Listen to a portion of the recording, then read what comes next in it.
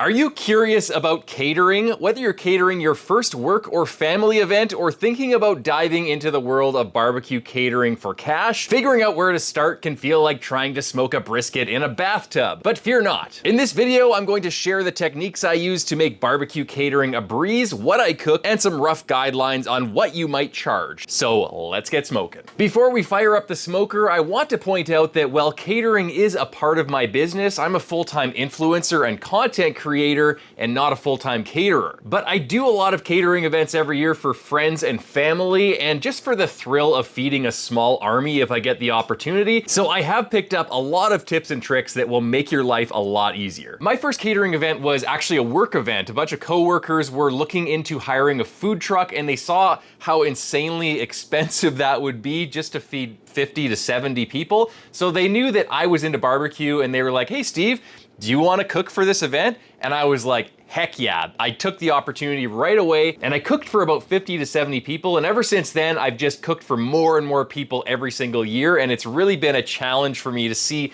how many people I could potentially cook for. And I noticed that a lot of my audience members also were into catering, whether they did it full time or as a side hustle, or they were just curious about getting into it, and they were also catering for work events. So I thought I would create this video just to show my experience of what I do for catering events and how I've learned to make catering easier over the years on myself, because it can be really hard unless you use some specific techniques, which I'm gonna show in this video. Okay, let's dive into the star of the show, the meat, specifically brisket. I'm all about brisket, and I firmly believe that brisket should be the centerpiece of every barbecue catering event. It's popular, people get excited about it, it's relatively easy to cook in large quantities, and it holds up well for long periods of time, which is very important. In other words, it's perfect for catering. Now let me warn you up front, every single catering event that you do is going to take you around 3 or 4 days of work when you factor in all of the supply runs, the planning, the correspondence with the client, cooking the actual meat the day before, cooking any sides the day of, attending the event, and cleanup, because life is dishes and cleaning is always gonna be a huge part of whatever you do. So to make life easier on myself, I developed a method where I smoke the meat the day before, and then I hold it, and then I serve it the next day. I don't cook everything the day of. That would just be a recipe for disaster. Unless I got up at some ungodly hour of like 1 in the morning or something, but I can't do that. I have 2 young kids, so I had to develop a method where I could cook one day and then hold it in my holding oven, forget about it for the next 20 hours, and then just take it out of the holding oven the next day before I went to the event. So first, I trim and season my briskets. There's a lot of different ways you can do this. Personally, I just like to slather them in soy sauce, and then the rub goes on over top. Then they go into my brand new, not so shiny, 250-gallon offset smoker that I just built by myself. I'm smoking 7 briskets for this wedding I'm catering in this video. By the way, I need a name for my new modular 250-gallon smoker. If you have any ideas, let me know in the comments section below. After the briskets hit an internal temperature of 170 degrees Fahrenheit around 8 hours in, I take them out one by one and I foil boat them, being careful to cover about 4 inches of the flat with foil and prevent it from being exposed to the heat to prevent it from drying out. The foil boat method is my go-to for cooking briskets consistently. It allows the bottom and the top and the point and the flat to finish cooking at the same time while continuing to render the fat cap, because it's kind of braising in its own juices below, but the fat cap is exposed to that hot convective air in an offset smoker that is properly rendering the fat cap. So it's really a perfect method for brisket. Once my briskets hit at least 195 degrees internal everywhere I probe, so what that means is the very thickest part of the flat when you probe into it will be 195, and other parts might be 200, 205 degrees Fahrenheit, but you wanna make sure that everywhere you probe is at least 195. That is when I pull my briskets. And basically the brisket will probe tender-ish, but it'll still have a lot of bounce. If you poke your fingers up between the muscle fibers of the brisket, you're still gonna get a lot of resistance. If you went to full what's called probe tenderness, your fingers would just slide right through the muscle fibers. That would be completely done, but I like to slightly undercook my briskets because it saves me time. I get to pull them off the smoker all at the same time. I don't have to do the Liberace finger wiggle on every brisket every 15 minutes for 7, 8, 9, 10 briskets. That takes up a lot of time. I just wait till they all get to roughly 195, pull them all out at the same time, put them in the holding oven, saves me a ton of time. Plus, because I'm not going to full probe tenderness, saves me like an hour or 2 of cooking, which is really important because I usually pull my briskets off at 10 at night, and that would mean I would have to stay up till midnight. So it does save me a lot of time and sleep. by pulling them off a little bit earlier. And they also retain more moisture and they retain more of the natural beef flavor because I'm not taking them to such a high temperature where the muscle fibers are going to denature and dry out. So that is basically why I pull all of my meat slightly undercooked at 195 and then hold it for a long period of time to finish it and fully tenderize it. Now, I know what you're thinking, what else do you cook? You couldn't possibly just serve brisket. Well, sometimes I also serve ribs. People love them, they hold well, and they give you the chance to show off any homemade sauces you've whipped up. I'm cooking both briskets and ribs for this wedding, but if you're just starting out, I highly recommend that you just cook one meat, preferably brisket, because when you add another meat into the mix, it significantly increases the amount of cooking space that you need, and it also increases the complexity of the cook because you have two different meats that are finishing at two different times. It's just a lot of work, so if you're just starting out, trust me with this, start with one meat. By the way, I'm seasoning these ribs with my new general purpose barbecue rub that has just come out on Amazon. It's called Let's Go! And there's a funny story behind this actually. I developed this rub while I was competing in Memphis and May earlier this year, and two of my teammates, Scott and Jen, had this saying. They said whenever they wanted to go out to a restaurant or whatever, they'd say, "Let's go!" It's like a funny way of saying let's go. And my last name just so happens to be Gao, so they'd always say, "Let's go" at the competition when, you know, we were about to do something. I thought it was really dumb at the time, but then it kind of grew on me, and now I think it's really funny. And obviously, I thought it was pretty funny because I named my rub after it. So thank you, Scott and Jen. It is a funny saying, and I did use it. I did steal it, so I appreciate that. And there's a beaver on the label. I don't really know why I put that there because I'm Canadian, I guess. I thought it was funny. Anyway, it is literally the best rub that I've ever had. It's definitely the best rub I've ever developed. It's got honey powder, granulated sugar, which is the secret ingredient in a lot of commercial rubs, believe it or not, and that's one of the reasons why you can't get your rub at home to taste like a lot of the rubs out there that are sold commercially. It's got a nice balance of salty and sweet. It's got MSG for some umami flavor, sumac for a bit of tang and to darken up the bark, and it's got a good old hit of garlic. It truly is a general purpose rub, so it goes great on things like pork, ribs, it even goes great on beef ribs. I put it on brisket as a final finishing layer. I love it on popcorn, it goes great on steaks. It is so good on anything, and I'm really happy with how this rub turned out. It is available on Amazon. Go down to the description section, click that link, and try it out. Let me know in the comment section if you like it, or if you don't, let me know what you don't like about it so I can make it better. After trimming the ribs, I throw them all on my Yoder trailer smoker, big beefy Luigi, and I'll smoke them for around 3 hours at 225 degrees Fahrenheit, just until they reach 140 degrees internal. And then I'll pull them all off. I will put them in a pan with some clarified butter that I'll slather over them. And then I'll pop them into my holding oven covered at 150 degrees Fahrenheit until the next day. I love using that method because you're pulling your meat when it's slightly undercooked, and then you let the holding oven do the rest of the work while you go and do other things. So it really cuts down the amount of active cooking time you need to do.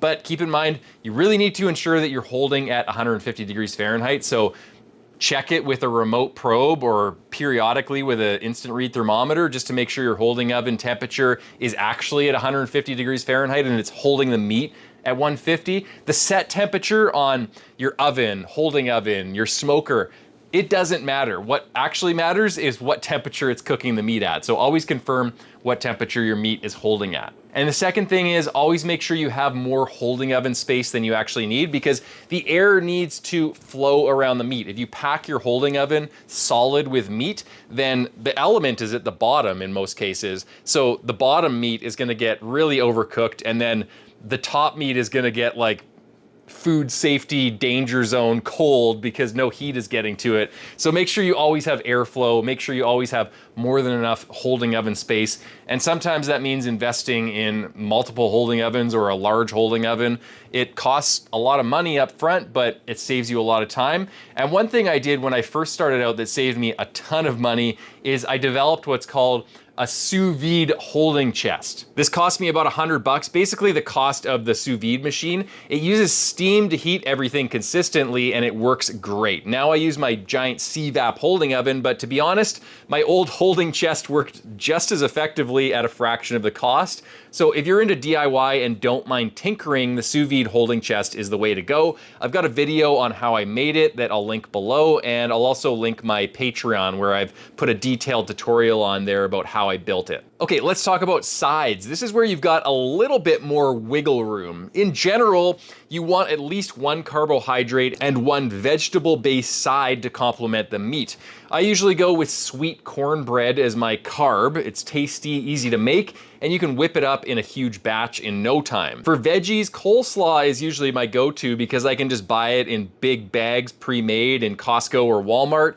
And then I use an acidic dressing, usually lemon juice and mayo based, to cut through the richness of the meat. And the combination is a real winner as a base menu, if you will. You've got the richness and the fattiness and saltiness of the meat, and then the acidity of the coleslaw cuts through that, and then you have the sweetness of the cornbread to complement it. And if you want to, you can actually, as a finishing step, take some crunched up ramen noodles or something else that's crunchy and sprinkle it on the coleslaw just to add a little bit more textural variety, and that really adds a lot to it. But just make sure if you're using any sort of crunchy topper on your coleslaw, including like fried onions, make sure you add that just before you serve it because it's gonna suck up moisture and get soggy really quickly. So right before you serve it, sprinkle that ramen or fried onions in there, and then it'll just add so much texture. Now you can also add more sides to complement that base menu. For the wedding that I catered in this video, I did a miso grilled cauliflower. I got inspired by the LeRoy Lewis cauliflower burnt ends and kind of adapted that recipe for like a miso glaze, and I grilled the cauliflower, and it was really good as a extra vegetable side. And I also did a Mexican street corn salad. So usually you get full cobs of corn for Mexican street corn that are slathered in like a mayo, lime, chili, aioli type dressing. So I kind of riffed on that and I grilled up some corn and then I sliced it all off so it was like a salad, and then I mixed the dressing in with that, and it was just, oof, it was so good. People raved about it, they loved it, and it was a really good carb that I served in addition to the cornbread. Really complemented the whole menu. So you can make whatever sides you want. Just look up any recipe on the internet that really excites you and then just modify it so you can make it in bulk or so that it's more food safe. In general, I like to make sides that I can make in bulk, so I can make a lot of it in just a giant aluminum sheet pan. B, it holds up well without deteriorating in quality over a couple hours. And C, it stays food safe for a long period of time. You don't want something like an egg salad where if you leave it out in the sun for an hour, it's gonna go bad and make people sick. Hey guys, quick shout out for my new channel, Steve Gao Cooks with Science. I launched this new channel to dive into general cooking beyond barbecue, and here's why. I'm really investing in my food science education right now, working towards my Bachelor of Science degree, and this channel is where I'll get to use all of that knowledge to conduct exciting food experiments combining cooking with a scientific approach. In my first video, I'm testing out 3 different Neapolitan pizza dough recipes from some of the world's top pizza chefs to see which one comes out on top. I'll put a link to it in the description section below, so please check it out, like, and subscribe so you can join me on this new journey. All right, back to barbecue. Let's get smoking. Okay, now that you know what you're gonna cook and how you're gonna cook it, how much of it should you cook? That's the next big question. Estimating meat depends on several different factors. At the end of the day, a lot of it just comes down to an educated guess, but some rules of thumb are you're gonna need to cook about 1/3 of a pound of cooked meat per person, and using 1/3 a pound per person as a baseline. Then you think about stuff like if you're feeding a football team of all men, then they're gonna eat like 50 to 100% more meat than a normal person would. If you're feeding normal people, then usually like 50% of them are gonna be women and children, 50% or more. And they're only gonna have like 1 slice of brisket. So they might even eat less than 1/3 of a pound of meat, but then the guys will probably make up for it because there's some heavy eating guys that eat like 3 or 4 or 5 slices of brisket because they think it's the best thing ever and they keep coming back for seconds and thirds and fourths. So that one person could be the equivalent of like 10 regular people because they're so excited about your brisket. So to calculate the cooked weight, you want to take the raw weight, which is what it says on the package, the cryovac package when you buy the meat. You subtract about 40% of that to account for moisture loss, and that'll roughly give you your end cooked meat weight. And then you just work backwards from there and make sure every person is gonna get 1/3 of a pound of meat. So let's say you have around 100 people, that's around 33 pounds of meat that you need. So you divide 33 pounds by the average weight pre-cooked of a brisket that you're gonna buy from the store. So that's like 12 to 15 pounds. So that's roughly 5 briskets. I might round up and add a brisket to 6 briskets just in case, and that'll feed around 100 people. Another method that I use is I think about how many slices of brisket people are actually gonna eat when they have their plate already loaded with sides, or the same with ribs. How many ribs are people gonna realistically eat? They're not gonna eat 3 bones of ribs when they're also adding sides and brisket. They might even just have 1 rib. So going back, for brisket, I figure that people will have about 1.5 slices each, and you can get maybe 15 to 16 flat slices. You can get around 16 point slices, well, 8 slices from the point, and then I cut them in half again, because I find if you just serve full point slices, they're often way too much meat, and people will look at them and they're way too big and they'll get intimidated by that. So I just make little squares of point slices because they're so rich and fatty anyway that a lot of people just want a smaller piece. So usually I found that 1 brisket has enough slices to feed around 20 people, and I kind of use that as a rule of thumb as well. For sides, I kind of use the same method. I just think about and visualize, okay, how much of this side are people gonna scoop onto their plates at any given time? They're gonna take the serving spoon and they're gonna take 1 scoop of whatever it is. So maybe that's 1/4 of a cup per person, and then I figure out how much I need to cook for 100 people or however many people I'm serving. Okay, moving on to the day of the catering event. Early in the morning, I start slicing my meat because it takes a lot of time. It can take several hours if you're doing a lot of briskets, and you don't want to be at the event slicing all your briskets because it takes a long time and people are going to be waiting for you. It looks cool, but it's just a lot easier if you have all your pans ready to go, especially if you're by yourself and you don't have a helper. It's very handy just to be able to replace full pans of brisket from your Cambro where they're being kept warm as you run out, and not having to slice a full brisket every time. You've also got to do other stuff like replenish your sides and things like that, and clean up spills and talk to people. So adding that extra step of having to slice your brisket at the event, I don't recommend it. So I slice my briskets in half, then I slice the flat into around 15 or 16 slices. Then the point is sliced into, I don't know, 8 to 10 slices. And finally, I cut the point slices, like I said before, in half so that people can take smaller point slices if they want, because they're quite rich and fatty. Then I put the slices in metal trays and I continue holding them in the oven. Transporting to the event. This is really important. With everything cooked and in the holding oven, it's now time to get ready to roll to the actual event. But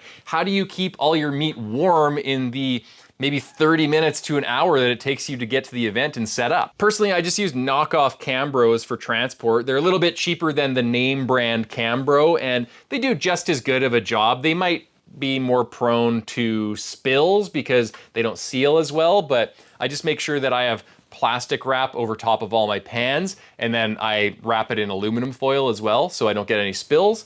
And I find that these Cambros are a lot cheaper, so that's why I get them. But if you can get a good deal on an actual brand name Cambro, they're really good. I like to preheat them with boiling water, so I'll boil a kettle of boiling water, flip the Cambro on its back, pour the water in, seal it up, leave it for like 30 minutes to preheat it, and that'll help it keep the meat hotter for longer. Then right before I'm about to leave, I take all the pans out of my holding oven, put them in the Cambro, seal it up, and because you have your Cambro packed full of meat, it's gonna retain a lot of heat, and it's gonna probably stay above 140 degrees, which is the food safe temperature, for around 4 to 6 hours, depending on how much meat you have in there, basically how much thermal mass you have, and what the temperature of the meat is. Moving on to the event. At the event, I lay out all the food on tables and get ready to serve the line. I let people self-serve all the sides first, which I set out first in the line, and then I serve them the meat myself. That way I can answer questions that people have about the meat, and I can also control portions. So sometimes I'll ask, do you want a fatty or a lean slice, and people get to decide. But sometimes if I have too many point slices left or too many flat slices left, I might just not even ask, and I might just serve up whatever I'm gonna serve them up. And then if they ask for a lot more and I'm running out, I might say like, come back if there's leftovers at that point, but I gotta make sure I can serve everyone here. Usually I make a lot of extras, so I never run out, but it just helps to keep an eye on how many more people need to go through the line, how much you're serving, and how much you have left. And also, as each new group of people within earshot comes through the line, I like to talk about what's on the table. So I'll say, you know, this is Mima's cornbread, sweet cornbread. This is my miso grilled cauliflower. This is a Mexican street corn salad with a lime mayo aioli dressing on it. Just kind of explain what it is, because people want to know what they're eating and they often have questions. You can preempt that by just explaining it every time a new group of people comes within earshot. And it kind of adds to the experience as well. People feel like they're getting a kind of fine dining experience when you're explaining all the ingredients and what goes into it. A little bit of like how I smoke the brisket. That's always appreciated by people. Okay, now the big question, how much should you charge for catering? This really depends on whether you're doing it as like a part-time hobby or moving on to it as a side hustle and you're trying to make a little bit of money, or you're doing it full-time or thinking about doing it full-time. It's gonna depend on a lot of different factors, and what you would charge would be probably different from what I would charge. As like an influencer with a pretty solid base of fans, and a lot of people know who I am, and they'll specifically want me to cater their event because I'm an influencer. I might be able to charge a little bit more than if someone is just starting out. Depends on where you live in the country. Like personally, I live in Canada. Meat's more expensive here. Catering prices are more expensive. If you live in Dallas, Texas, meat prices might be a lot lower, and the competition might be a little bit more fierce there for barbecue, as you could well imagine. So you might have to charge less, but you know, you might not spend as much on food. So a lot of it depends on regionality, but in general, what I'd recommend is look at your expenses. So take all of your expenses, including the wood you use, the meat, all of the raw materials and inputs that go into making this catering event a reality. So let's say that's, I don't know, $1,000 worth of expenses. Then you add on, okay, how much is my time worth to me? Like I said before, my catering events usually take 3 full days out of my life. So how much is that worth to me? Let's say that's worth, I don't know, $2,000. So $2,000 in profit that I want to make plus the $1,000 in expenses. I'm going to charge, let's say $3,000, maybe up to $4,000 for an event of 100 people. If it's 150 people, 200 people, those expenses might be a lot higher, and then you have to go up accordingly, right? But you want to make sure that you're making enough money to make it worth it for yourself, keeping in mind that you can only realistically really do 4 catering events max a month, because most people only want to do events on weekends. So you got 4 weekends a month. But realistically, you're not gonna book that all up solid, so you're gonna do maybe 1 or 2 a month. So you have to make enough money to make up for the fact that you're not working all the time, and you have to make enough money at each event to make up for the fact that the business is seasonal. So demand goes down in the winter seasons, and it's harder to cook because depending on where you are, it might be snowing. So you have to make enough money in the summertime to live off of in the winter. So that means you can't look at it like, oh, I'm charging like $150 an hour. That's way too much money. I'm overcharging people. Don't think of it that way.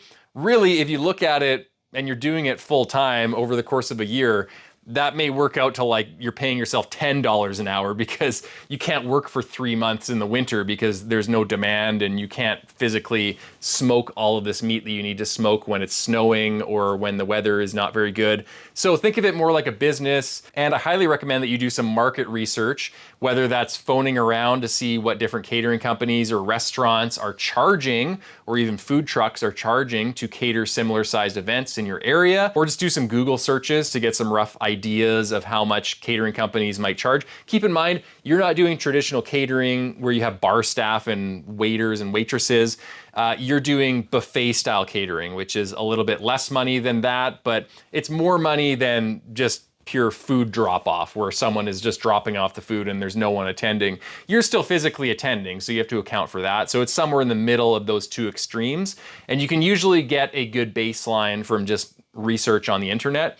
But it is a good idea to call around and see what your potential clients could be comparing your quote with. And like with any business that you might just be starting, there's always a period where you're building up your reputation and you don't have a lot of business because you're not very well known. So you might have to charge less. You might have to do stuff for free or just cover your expenses, get the client to cover your expenses just so you can get word of mouth referrals and build up your business, build up your website, build up those word of mouth referrals that will keep your business going. And then as you get busier and busier, then you can charge more and more and more and more. But starting out, you might have to do it for a lot less money than you might want to make. Okay, laws and regulations.